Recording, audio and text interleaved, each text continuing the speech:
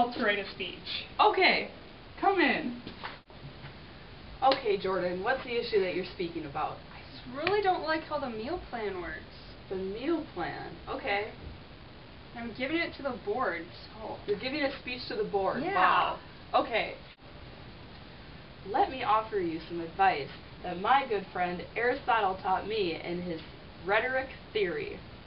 It's about logos, ethos, and pathos. Good afternoon, and thank you for listening to me today. As some of you may know, there's been a great debate amongst the student body regarding the meal plan. I've come to propose a change. Logos, as he taught me, is logical proof. We are going to start with a major premise. The major premise is that all students need to eat, right? Right. Well, your audience, they already know that. So let's get more specific. A minor premise. You are a student, right? Yes. Well, your audience already knows that too. So let's just get to a conclusion. You need to eat. And that's all you need to say. It'll be so powerful. It'll show all the logos that you need. This issue is personal for me. I need to eat. Next, ethos. That's the perceived credibility. So you want to make yourself seem intelligent. Maybe you could wear glasses or something like that. You also need to share some practical wisdom while you're speaking. Something like, it just doesn't make sense that upperclassmen... It just does not make sense for upperclassmen to have constantly struggled to be able to eat meals from campus dining services. You also want to talk about your virtuous character. So don't talk bad about Bon Appetit or things like that. You don't want to put people down. I think that Bon Appetit food is great. I want to be able to eat it when I am an upperclassman. I do not want to upset anyone. You also want to show your goodwill. So that would mean acting like you have the upperclassmen's best interest in mind while you're giving the speech. Right. That's really important for ethos, is to have goodwill. I have the upperclassmen's interest at heart.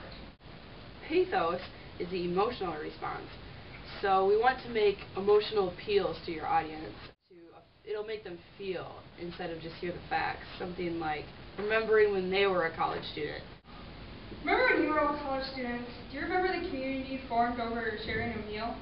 We want that same community to be accessible here and now at UNW. Ancient rhetoricians also added some canons onto this theory. The hunt for arguments is called invention. Invention is the first canon. So you want to look for arguments in your speech that people wouldn't have thought of. I would like to offer some options. Expand the upperclassmen's dining hours. Change to a buffet style. Potentially cost the same.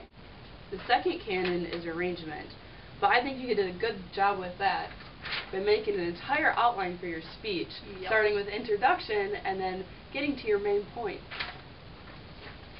The next part is style. A lot of times it's good to use a metaphor, so something fancy and poetic to add to your style. A senior lives on a lonely island of dependability on freshmen to buy his daily bread. Your delivery needs to seem natural. You don't want it to look planned. You don't want it to look staged. You just want to be real. I'm just going to be real. Finally, memorization is really important. Memorization is almost a lost art, so it's really important that you have it memorized. You all have the power to change the UNW student dining funds. It is your option. What will you do?